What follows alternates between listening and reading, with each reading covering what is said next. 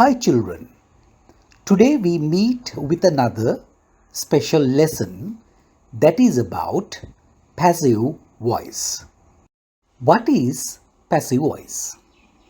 මොකක්ද මේ passive voice කියලා කියන්නේ? අපි සරලව මේක නිර්වචනය කරගත්තොත් passive voice වලට එන්න කලින් මොකක්ද අපි භාෂාව ඉගෙන ගන්න active voice කියලා කියන්නේ? මොකද නිතරම අපිට භාෂාව ඉගෙන ගන්නකොට active voice සහ passive voice තමයි අපි ඉගෙන ගන්නේ. දරුවනේ active කියන වචනේ තේරුම් බවට පත් වෙන්නේ ක්‍රියාශීලී කියන එක. He is active boy. ඔහු ක්‍රියාශීලී දරුවෙක්. එහෙනම් passive කියන එකේ තේරුම වෙන්නේ કે අනිත් පැත්ත විරුද්ධාර්ථය ටිකක් අලස කම්මැලි කියන එක. එතකොට මේ අර්ථයෙන් ඔබ නිර්වචනය කරගන්න උත්සාහ කරන්න passive voice කියන වචනේ තේරුමත්. මම මෙහෙම පටන් ගන්නම්. active voice වාක්‍යයක් කියලා කියන්නේ හැම වෙලේම කර්තෘ විසින් ක්‍රියාව කරන වාක්‍යයක්. කර්තෘ තමයි මේ ක්‍රියාව කරන්න මූලික වෙන්නේ. ඒ නිසා ඒ වාක්‍ය වලට අපි කිව්වා කර්තෘ කාරකයි කර්තෘ මූලිකයි ඉංග්‍රීසියෙන් කිව්වා passive voice කියලා. හැබැයි අපි කලින් කිව්වා වගේ passive කියන වචනේ තේරුම ක්‍රියාශීලී නෑ කියන අර්ථය නම් passive voice කියලා කියන්නේ කර්තෘකාරක නෙවෙයි කර්මකාරක. නැත්නම් කර්තෘ නෙමෙයි ක්‍රියාව කරන්න මූලික වෙන්නේ. නැත්නම් කර්තෘ පදේ විසින් නෙවෙයි ක්‍රියාව කරන්නේ. ක්‍රියාව කරන්න දායක වෙන්නේ කර්ම පදේ නැත්නම් ඔබ්ජෙක්ට් එක. කර්මය මූලික වෙන නිසා කර්මය මූලිකත්වය ගන්න නිසා ඒකට අපි කිව්වා කර්මකාරක වාක්‍යයක් නැත්නම් passive voice වාක්‍යයක් කියලා. ඔබට මේ රූපයෙන් පේනවා කර්තෘකාරක වාක්‍යයක් නැත්නම් active voice sentence එකක් කියලා කියන්නේ හැම වෙලෙම කර්තෘ තමයි ක්‍රියාවට පාදක කරගන්නේ. ක්‍රියාව කරන්න මූලික වෙන්නේ කර්තෘ. කර්තෘ විසින් තමයි ක්‍රියාව කරන්නේ. ඒකට අපි කිව්වා කර්තෘ මූලිකයි, කර්තෘ කාරකයි නැත්නම් ඉංග්‍රීසියෙන් active voice කියලා. Look at this picture. මේ වාක්‍යය ඔබට පේනවා ඔබ්ජෙක්ට් එක නැත්නම් කර්මපදයෙන් ඊතලයක් ගිහින් තියෙනවා ක්‍රියාපදයට. මේකේ මම පැහැදිලි කරන්න උත්සාහ කළේ passive voice වාක්‍යවලදී මොකක්ද වෙන්නේ කියන එක ඔබට අවබෝධයක් ලබා දෙන්න. passive voice වාක්‍යයකදී හැම වෙලෙම වෙන්නේ කර්තෘ නිශ්ශබ්ද වෙනවා, නිහඬ වෙනවා. හැබැයි එම වාක්‍යයේ තියෙන කර්මපදේ නැත්නම් ඔබ්ජෙක්ට් එක තමයි ක්‍රියාව කරන්න දායකත්වයේ සපයන්නේ පාදක වෙන්නේ. ඒ නිසා අපි කියනවා මේ වාක්‍යවලට කර්තෘකාරක වාක්‍ය නෙවෙයි කර්මකාරක වාක්‍ය කියලා.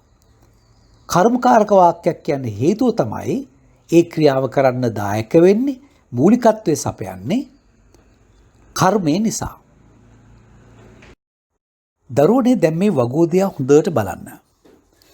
මේ වගුවේ එක පැත්තක තියෙනවා වම් පැත්තේ තියෙනවා ටෙන්ස් කියන එක නැත්නම් කාලය. දකුණු පැත්තේ තියෙනවා ඒ කාලයට අදාළව භාෂාවේ භාවිතා කරන ෆෝමැට් එක නැත්නම් ආකෘතිය.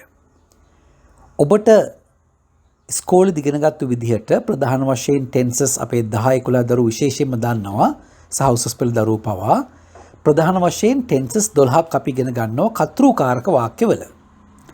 present simple, present continuous, present perfect continuous, past tense, past continuous, past perfect continuous, future tense, future continuous, future perfect and future perfect continuous. ඔබට පේනවා ඇති මේ කර්තෘකාරක වාක්‍ය 12න් අපි ෆෝමැට් එක දිහා බලපුවාම present perfect continuous වලට හිස් තැනක් තියෙනවා. past perfect continuous වලට හිස් තැනක් තියෙනවා. future continuous වලට හිස් තැනක් තියෙනවා සහ future perfect continuous වලට හිස් තැනක් තියෙනවා. දරුවනේ active voice වාක්‍ය රටා භාෂාවේ 12ක් පාවිච්චි වුණාට passive voice භාවිතා වෙන්නේ ඔක්කොම 8යි. ඒ 8 තමයි ආකෘතිය සමග මම ඔබට පාවිච්චි කරලා තියෙන්නේ ඔබේ දකුණු පැත්තේ. present simple අපි උදාහරණ කීපයක් බලුවොත් present simple tense එකේ subject එකට එකතු කරනවා is am are verb pp plus object. present continuous is am are being been plus verb pp plus object.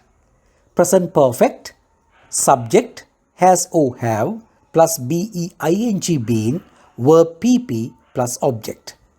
present perfect continuous tense එකේ passive voice එකක් නැහැ. past tense subject was over plus verb pp plus object. past continuous subject plus was over being been verb pp plus object. past perfect subject had plus been verb pp plus object. past perfect continuous passive voice එකක් නැහැ. future tense subject will be නැත්නම් shall be verb pp plus object. future continuous passive voice එකක් නැහැ. future perfect subject will or shall have plus been been plus verb pp plus object. future perfect continuous passive voice එකක් නැහැ. මෙන්න මේ අට තමයි දරුවනේ අපි ව්‍යාකරණයේ භාවිතා කරන්නේ passive voice රටා අට හැටියට. මෙය හොඳට අධ්‍යයනය කරන්න හොඳම දේ තමයි learn by heart නැත්නම් මේ ටික කටපාඩම් සහිතව තබා ගන්න එක. හොඳට බලන්න මම මේ ඔබට දීලා තියෙන උදාහරණය දිහා. පළවෙනි කොටුවේ තියෙනවා subject එක නැත්නම් කර්තෘ පදය. දෙවෙනි කොටුවේ තියෙනවා verb එක නැත්නම් ක්‍රියාපදය. තුන්වෙනි කොටුවේ තියෙනවා object එක නැත්නම් කර්ම පදය. මං එම වගුවේ පළවෙනි වාක්‍ය හැටියට he learns English. ඔබ දැනටමත් දන්නවා වර්තමාන කාල වාක්‍යයක් he learns English. ඔහු ඉංග්‍රීසි ඉගෙන ගන්නවා. he කියන්නේ වාක්‍ය කර්තෘ පදය, verb එක learns කියන ක්‍රියාපදය, object එක English. ඔබට පැහැදිලිව පේනවා ඇති අපි මේ he learns English කියන වාක්‍ය අපි අහුවොත් කවුද ඉංග්‍රීසි ඉගෙන ගන්නෙ? who learns English උත්තරේ දෙන්නේ he කියලා. එහෙනම් ඉංග්‍රීසි ඉගෙන ගන්නවා කියන ක්‍රියාව කරන්නේ he නැත්නම් subject එක. එහෙනම් ඊටා පැහැදිලි subject එක තමයි ක්‍රියාව කරන්නේ. ඔබට තවත් මේකට අඳුර ගැනීම සඳහා අපිට වාක්‍යංශයක් පාවිච්චි කරන්න පුළුවන්. මේ වාක්‍ය active ද passive ද කියලා අඳුර ගන්න. ඒක තමයි අපිට වාක්‍යයෙන් ප්‍රශ්නයක් අහන්න පුළුවන්. ඒ ප්‍රශ්නේ තමයි is the subject doer? is the subject doer? subject එකද ක්‍රියාව කරන්නේ? උත්තරේ yes නම් ඒ වාක්‍ය කර්තෘකාරක නැත්නම් active voice වාක්‍යයක්.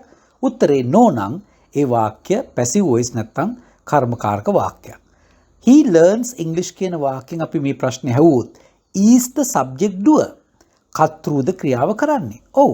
he කියන කර්තෘ පදේ තමයි ක්‍රියාව කරන්නේ. එහෙනම් මේක කර්තෘකාරක වාක්‍යයක්. හැබැයි දෙවෙනි වාක්‍ය චුට්ටක් බලන්න. දෙවෙනි වාක්‍යයේ මම කරපු වෙනස පොඩ්ඩක් බලන්න. මොකද කරලා තියෙන්නේ ඔබ්ජෙක්ට් එක ගන්නලා තියෙනවා සබ්ජෙක්ට් එක ඉන්න තැනට. එතකොට ඉංග්‍රීසි කියන ඔබ්ජෙක්ට් එක සබ්ජෙක්ට් එක ඉන්න තැනට ආපුවාම ඒ ඉංග්‍රීසි කියන වචනේ ඔටෝමැටිකලි සබ්ජෙක්ට් එක බවට පත් වෙනවා. he කියන සබ්ජෙක්ට් එක මම ගෙනල්ලා තියෙනවා ඔබ්ජෙක්ට් එක ඉන්න තැනට. he කියන පදේ ඔබ්ජෙක්ට් එක තමයි him කියන එක. එතකොට ඒ he කියන සබ්ජෙක්ට් එක ඔබ්ජෙක්ට් එක ඉන්න තැනට ආපුවාම මේක him බවට පත් වුණා. ඊට පස්සේ ඔබට මැද කොටස නැත්නම් verb එකේ පේනවා ඇති is taught කියලා මම රටාව පාවිච්චි කරලා තියෙනවා. දැන් ඔබ දන්නවා වර්තමාන කාල වාක්‍යයක් active voice වලින් අපිට දුන්නාම ඒක passive voice කරගන්න ආකෘතිය මොකක්ද කියලා. ඔබට මම මේ ආකෘති 8 මීට කලින් පින්තූරේ ලබා දීලා තියෙනවා. දැන් බලන්න එතකොට වාක්‍ය කොහොමද ඇවිල්ලා තියෙන්නේ කියලා. English is taught by him. ඉංග්‍රීසි ඉගෙන ගන්නු ලබනවා ඔහු විසින්. දැන් අපිට පේනවා දෙවෙනි වාක්‍යයේ ඉංග්‍රීසි කියන පදය කර්තෘ බවට පත් වුණාට එයා ක්‍රියාවක් කරන්නේ නැහැ. ක්‍රියාව කරන්නේ කවුද? ඔබ්ජෙක්ට් එක. ඉංග්‍රීසි ඉගෙන ගන්නවා ඔහු විසින්. හැබැයි පළවෙනි වාක්‍යයේ he learns English. ඔහු ඉංග්‍රීසි ඉගෙන ගන්නවා. එහෙනම් ඔහු ඉංග්‍රීසි ඉගෙන ගන්නවා ඉංග්‍රීසි ඉගෙන ගන්න ඔහු විසින්. මෙන්න මේක තමයි දරුවනේ අපේ පැසිව් වොයිස් වාක්‍යයක් නිර්මාණය කර ගැනීමේ සරලම ක්‍රමය. ඒ නිසා මෙන්න මේ මෙතඩ් එක නැත්නම් මේ ක්‍රමය හොඳට අධ්‍යයනය කරන්න. මොකද්ද ක්‍රමය? නැවතත් පොඩ්ඩක් අපි බලමු. කතෘකාරක වාක්‍යයේ සබ්ජෙක්ට් එක අපි කියනවා කොහටද? ඔබ්ජෙක්ට් එක ඉන්න තැනට. කතෘකාරක වාක්‍යයේ ඔබ්ජෙක්ට් එක ගේනවා අපි සබ්ජෙක්ට් එක ඉන්න තැනට. ඊට පස්සේ මැද කොටස නැත්නම් verb එක අර මං කලින් දුන්නු ෆෝමැට් වලට අනුකූලව වාක්‍යයේ කාලයට අනුකූලව ඔබට වෙනස් කර ගැනීමේ හැකියාව තියෙනවා. දරුවනේ, let's see some more examples. දැන් ඔබට මෙතනත් පේන උදාහරණ වාක්‍යයක් මම අරගෙන තියෙනවා. She will teach English. ඇය ඉංග්‍රීසි උගන්වාවි. ඇය තමයි ඉංග්‍රීසි උගන්වන්නේ. ඉංග්‍රීසි උගන්වනවා කියන ක්‍රියාව කරන්නේ ඇය. ඒ නිසා ඇය තමයි ක්‍රියාව කරන්න මූලික වෙන්නේ. එහෙනම් ඇය කතෘකාරකයි. මොකද කතෘ ඇය තමයි මේ ක්‍රියාව කරන්න මූලිකත්වය සපයන්නේ. මේක පැසිව් වොයිස් කරනකොට මම අර කලින් කිව්වා වගේ she කියන සබ්ජෙක්ට් එක අපි ගේන ඔබ්ජෙක්ට් එක ඉන්න තැනට. එතකොට අපි her බවටපත් වෙනවා. ඉංග්‍රීසි කියන ඔබ්ජෙක්ට් එක අපි ගේනවා සබ්ජෙක්ට් එක ඉන්න තැනට. වෙනසක් වෙන්නේ නැහැ, ඉංග්‍රීසිමයි. හැබැයි මැද කොටස ඔබට පේනවා පොඩි වෙනසක් වෙලා තියෙනවා. will be taught. කොහෙන්ද මේ will be taught ආවේ? ඔබට ගැටලුවක් ඇති. දරුවනේ මම කලින් ඔබට පෙන්නුවා අපි පැසිව් වොයිස් කරගන්නකොට පාඩම් කරගන්න රටා 8ක් තියෙනවා කියලා මම පෙන්නුවා. ෆෝමැට් 8ක් මම ඔබට දුන්නා. එහෙනම් ෆියුචර් සිම්පල් වාක්‍යයක් පැසිව් වොයිස් කරගන්නකොට අපි පාවිච්චි කරන රටාව තමයි මේ මම දෙවෙනි වාක්‍යයෙන් පාවිච්චි කරලා තියෙන්නේ. ඔබට මේ වෙනකොට ඒ සම්බන්ධයෙන් කටපාඩම් කරලා හෝ භාවිතාවෙන් හෝ දැනුමක් අවබෝධයක් තිබිය යුතුයි. බලන්න පළවෙනි වාක්‍ය දිහා. She will teach English. ඇය ඉංග්‍රීසි උගන්වාවි. English will be taught by her. ඇය විසින් ඉංග්‍රීසි උගන්වාවි නෙවෙයි, ඉංග්‍රීසි උගන්වාවි ඇය විසින්. බලන්න වෙනස් වෙච්ච ආකාරය. She will teach English. ඇය ඉංග්‍රීසි උගන්වාවි. English will be taught by her. ඉංග්‍රීසි උගන්වාවි ඇය විසින්. ඔබට තවදුරටත් පැහැදිලි කරොත් ඔබට පැහැදිලි වෙනවා මෙතන තියෙන සබ්ජෙක්ට් එක නැත්නම් ඉංග්‍රීසි කියන සබ්ජෙක්ට් එක ක්‍රියාවක් කරන්නේ නැහැ. ක්‍රියාව කරන්නේ කවුද? by her. ඇය විසින්. ඔබ්ජෙක්ට් එක තමයි ක්‍රියාව කරන්නේ. ඔබ්ජෙක්ට් එක ක්‍රියාව කරන නිසා අපි මේ වාක්‍යෙට කිව්වා පැසිව් වොයිස් වාක්‍යයක් නැත්නම් කර්මකාරක කර්මය මූලික වෙන වාක්‍යයක් කියලා. Now children, look at the last example. We played cricket.